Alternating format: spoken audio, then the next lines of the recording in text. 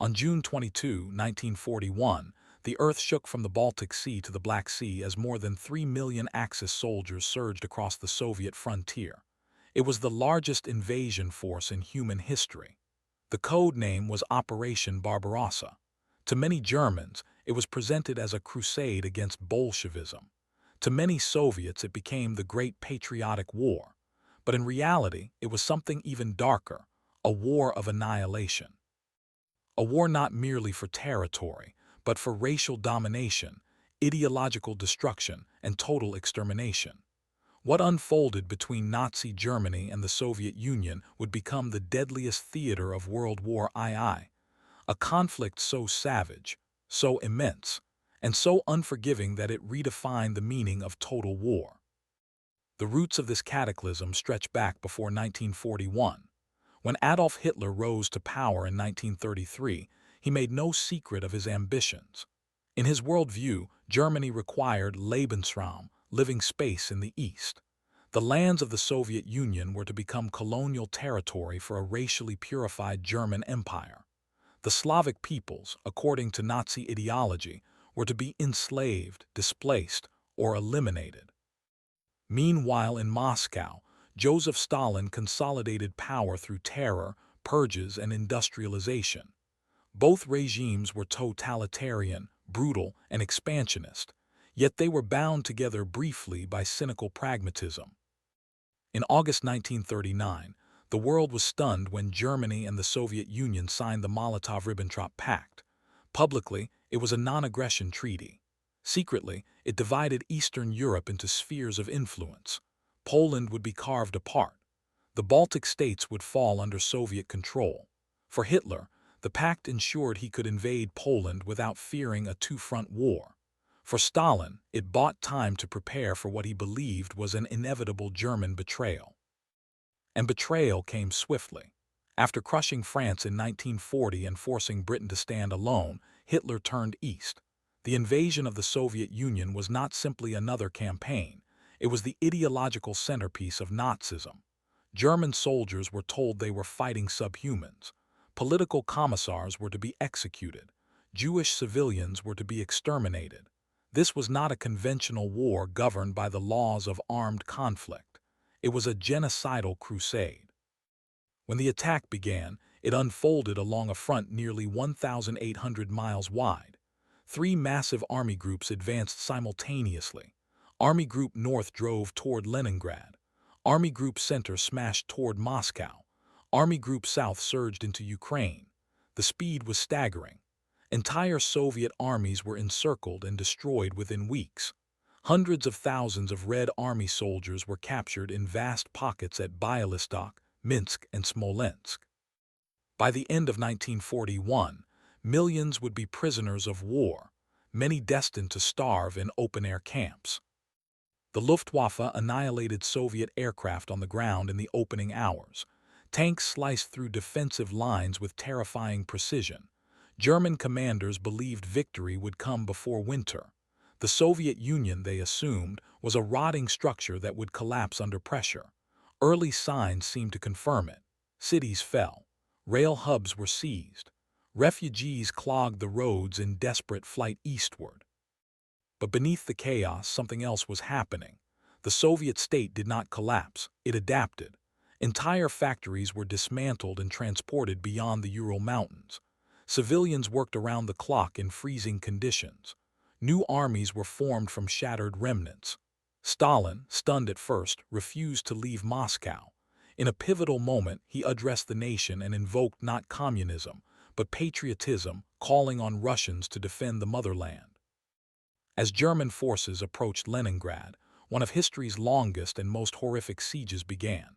The city, later known as St. Petersburg, would be cut off for nearly 900 days. Civilians starved. Winter temperatures plunged below zero. Food rations shrank to crumbs. Yet the city did not surrender.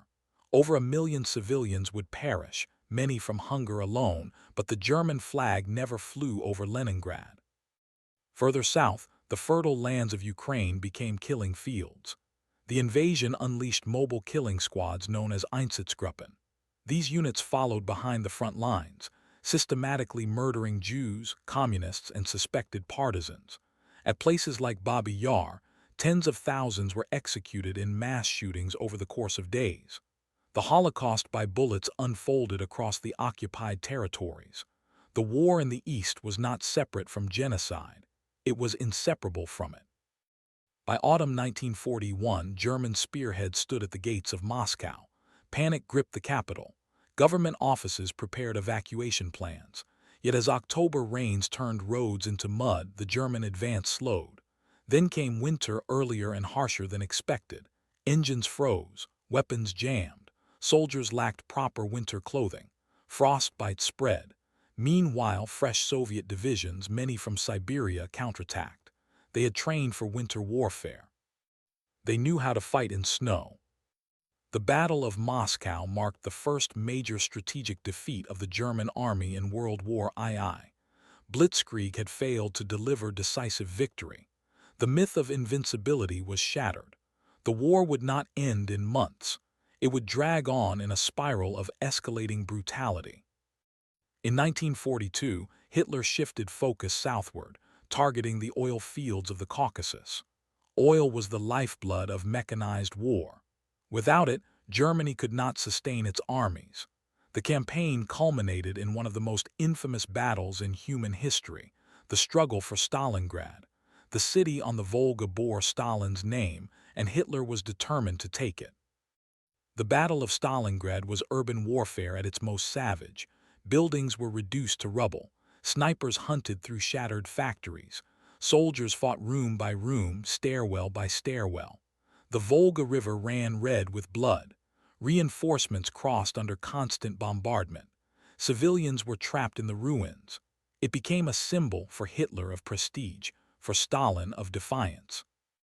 As winter returned in late 1942, the Red Army encircled the German Sixth Army. Supply lines were cut. Airlifts failed.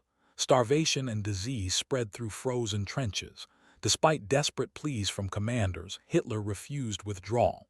In February 1943, the remaining German forces surrendered. Over 250,000 Axis troops were lost.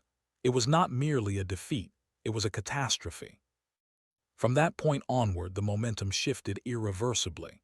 In the summer of 1943, Germany launched one final massive offensive at Kursk, hoping to regain initiative.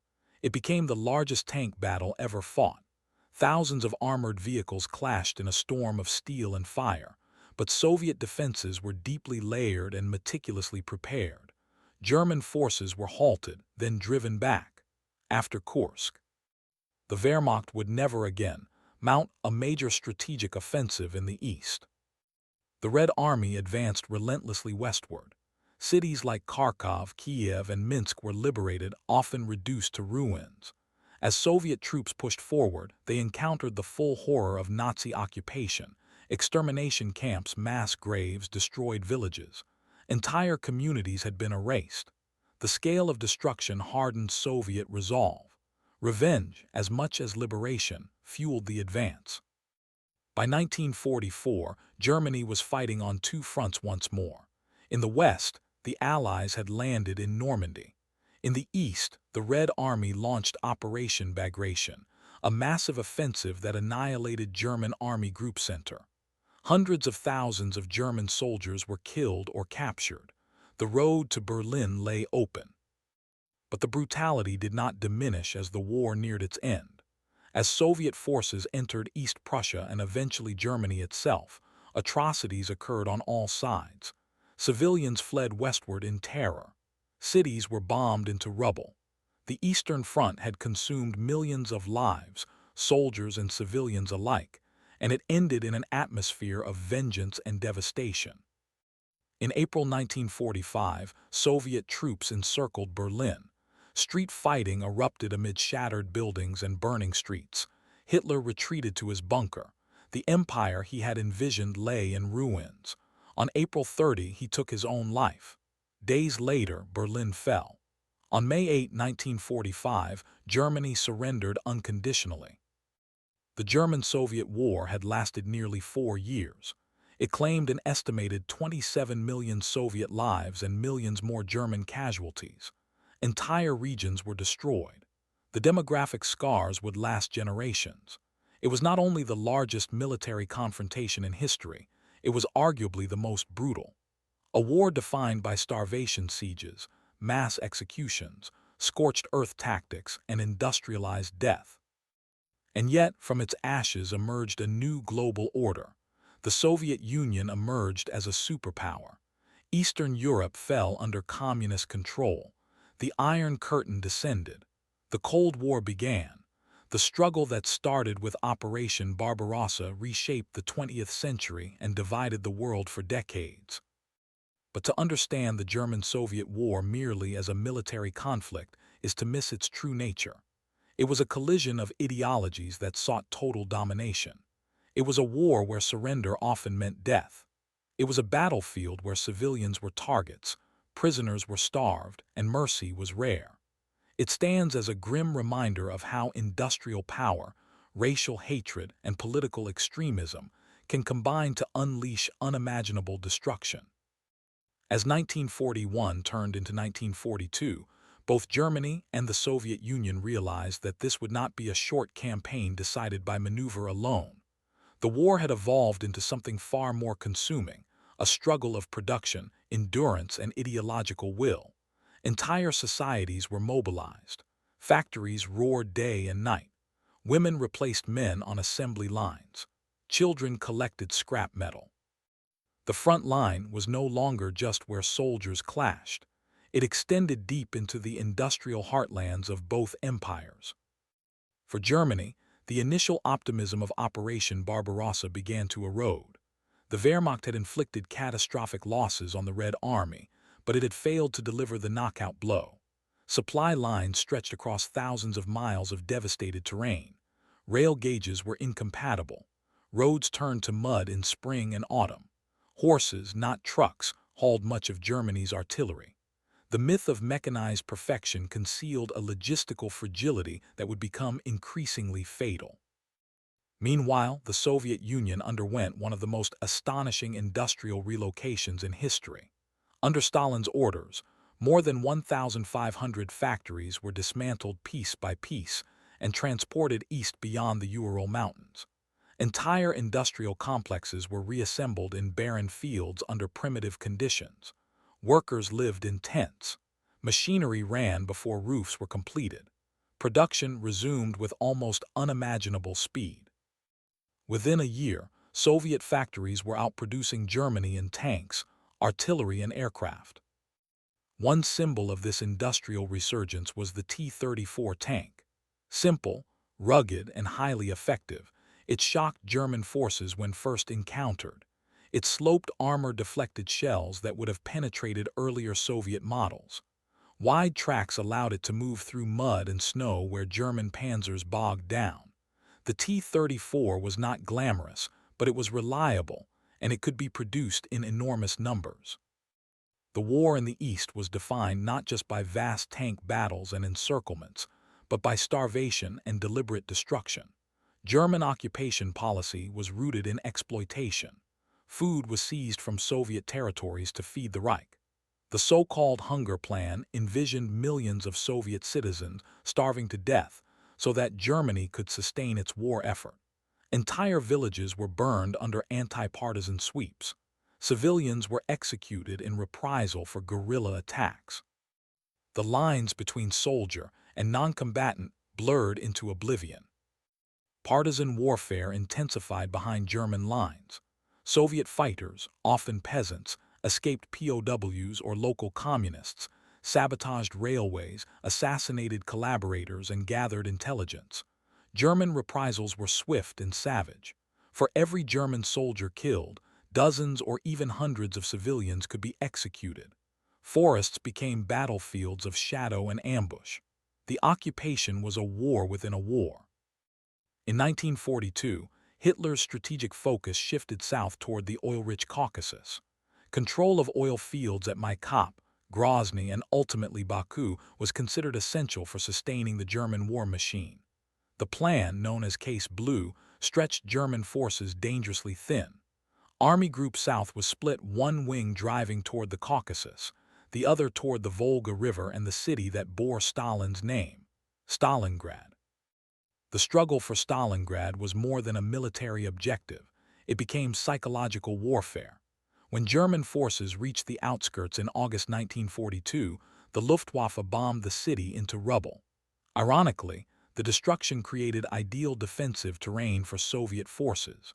Ruined factories became fortresses. Sewers served as supply routes. The fighting was so close that artillery and air power often became useless. It was said that in Stalingrad, a soldier's lifespan could be measured in hours. Soviet commander Georgy Zhukov, one of the most capable strategists of the war, orchestrated a massive counteroffensive. In November 1942, Operation Uranus struck not the heavily fortified German center, but the weaker Romanian and Italian flanks protecting it. The encirclement closed with stunning precision. The German Sixth Army, commanded by Friedrich Paulus, found itself trapped in a frozen cauldron. Hitler's refusal to allow retreat sealed their fate. Hermann Göring promised that the Luftwaffe could supply the encircled army by air, a claim that proved disastrously unrealistic. Starvation, frostbite, and disease tore through the trapped soldiers. Ammunition dwindled. Horses were slaughtered for food. Temperatures dropped below -30 degrees Celsius. Relief attempts failed. On February 2, 1943, the last remnants surrendered. It was the first complete destruction of a German field army. The psychological shock reverberated across Europe.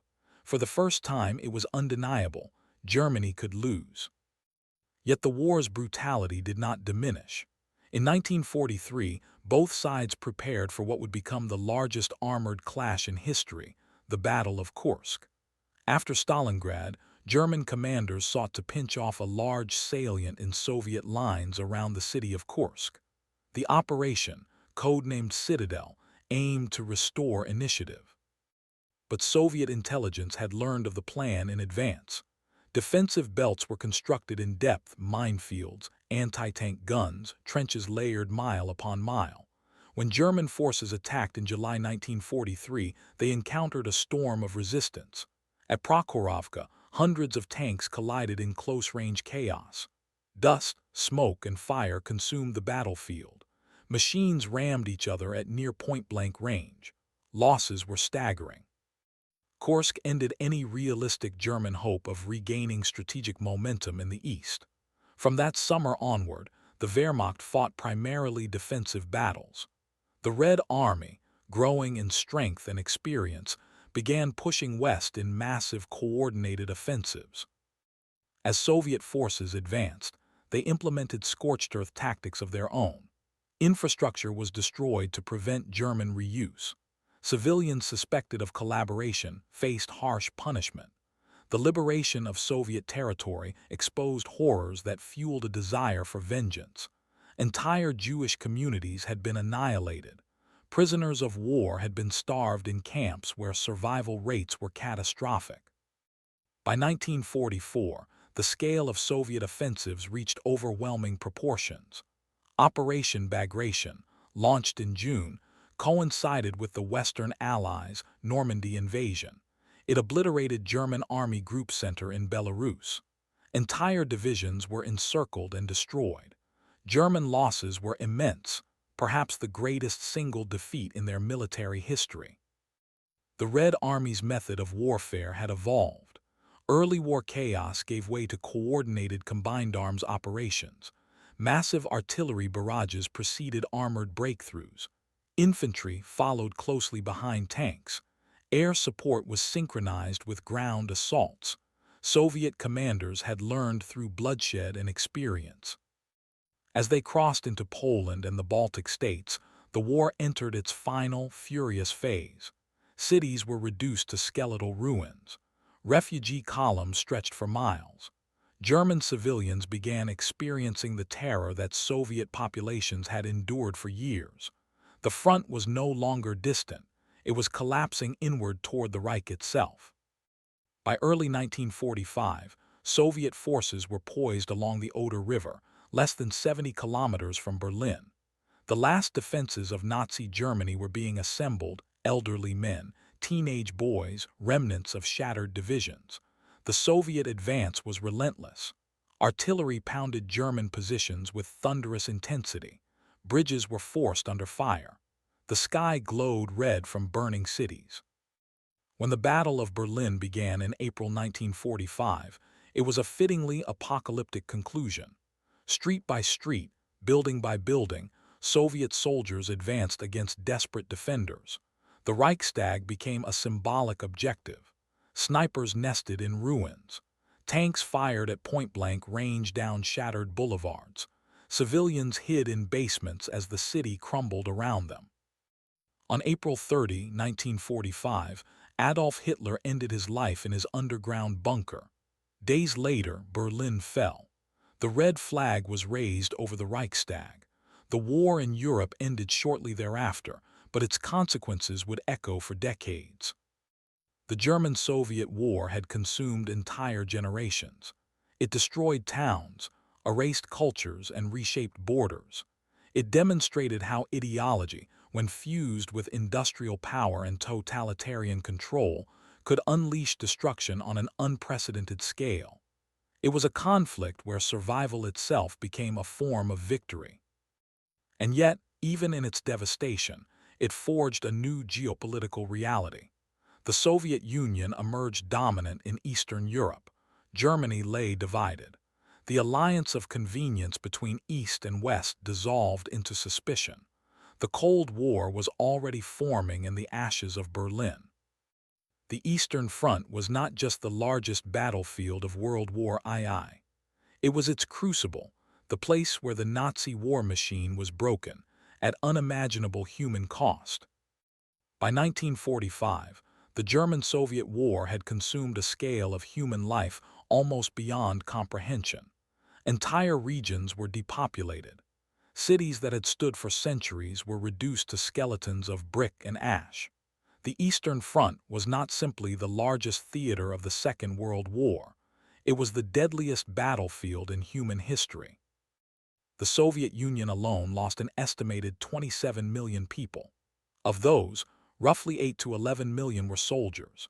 The rest were civilians starved during sieges, executed in mass shootings, burned in villages, worked to death in forced labor, or killed in reprisals. Some regions of Belarus lost a quarter of their population. Ukraine became a graveyard of towns erased from the map. Entire Jewish communities that had existed for generations vanished in a matter of months. German losses were also staggering. Of the roughly 5 million German military dead in World War II, the majority fell on the Eastern Front. Entire divisions were annihilated.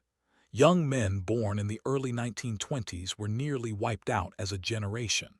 The scale of loss permanently altered Germany's demographic future. The treatment of prisoners of war reveals the war's merciless character.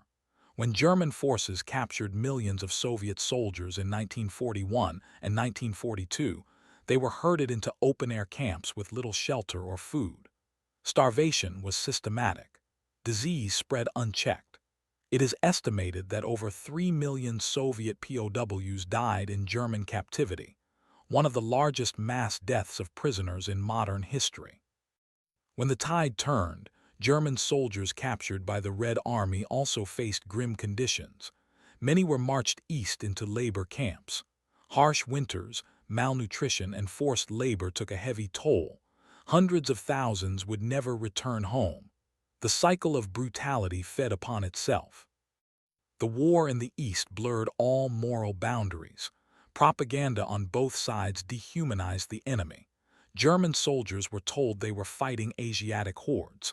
Soviet soldiers were reminded of burned villages and murdered families. Revenge became motivation. Survival became ideology.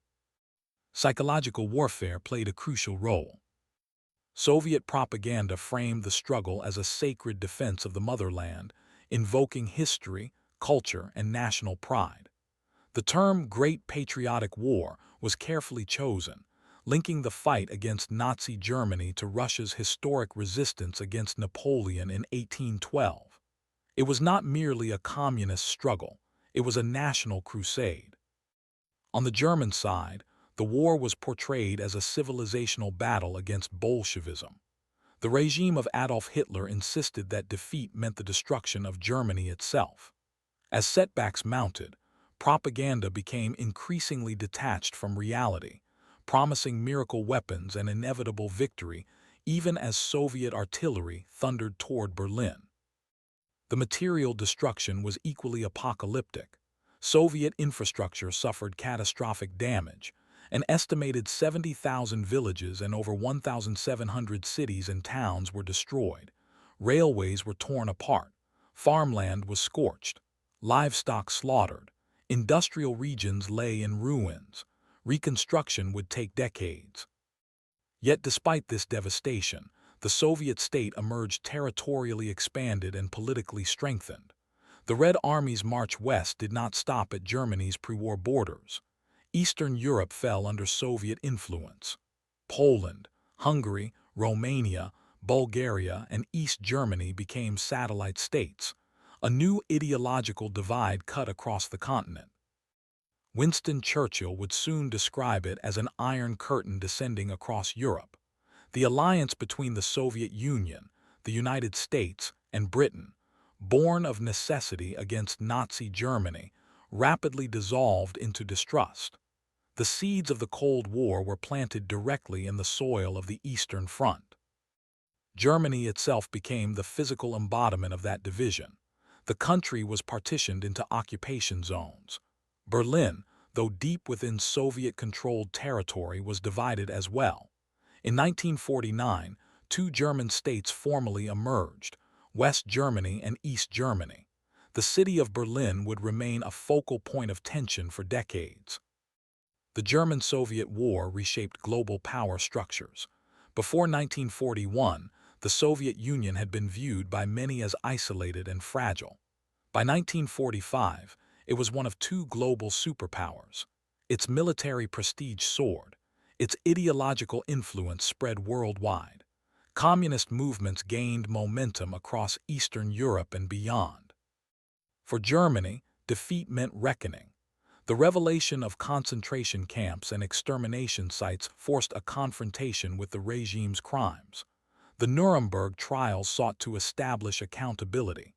The ideology that had driven the invasion east, racial supremacy and annihilation, was exposed before the world. But even justice could not erase trauma. Millions of displaced persons wandered Europe after the war, former forced laborers, concentration camp survivors, prisoners of war, refugees fleeing advancing armies. Borders shifted westward. Ethnic Germans were expelled from territories in Poland and Czechoslovakia. Population transfers added further suffering to an already devastated continent. The environmental scars lingered as well. Battlefields were littered with unexploded ordnance. Mass graves remained scattered across forests and fields. The land itself carried memory. And yet, amid ruin, life persisted. Cities were rebuilt brick by brick. Families reunited when possible. Memorials rose over former killing grounds. The Soviet Union commemorated victory with immense pride, though often without fully acknowledging the darker complexities of the conflict. Germany, divided and shattered, underwent a painful transformation that would eventually lead to reconciliation and integration into a new Europe. Historians continue to debate whether the German-Soviet War was the decisive theater of World War II. In terms of scale, casualties, and destruction, no other front compares. The vast majority of German military resources were committed there. The Wehrmacht was bled dry on the steppes of Russia and the ruins of Soviet cities. Without the Eastern Front, the outcome of the war in Europe would likely have been very different. But beyond strategy and numbers lies a deeper truth. This was a war of annihilation. It was not fought for limited objectives or negotiated settlements. It was waged with the intention of destroying entire systems, peoples, and futures. The brutality was not incidental. It was embedded in the ideological DNA of the conflict. The German-Soviet War demonstrated how modern industry could amplify ancient hatreds. Railroads transported not only troops but victims. Factories produced not only tanks but instruments of mass death. Bureaucracies organized extermination with chilling efficiency. The 20th century's darkest capacities were concentrated on a single, vast front. When the guns finally fell silent in May 1945, Europe was unrecognizable. Empires had collapsed, borders were redrawn, tens of millions were dead. The balance of power had shifted eastward. A continent that had dominated global affairs for centuries now lay divided and exhausted. And still memory endures. Across Russia and former Soviet states, Victory Day remains sacred, a solemn tribute to sacrifice and survival. Across Germany, remembrance is marked by reflection and responsibility. The war remains central to national identities on both sides, shaping politics, culture, and historical consciousness even today. The German-Soviet War was not merely the backdrop to World War II. It was its inferno, a conflict measured not only in miles advanced or cities captured, but in human lives extinguished at a scale the world had never witnessed before and has hoped never to witness again.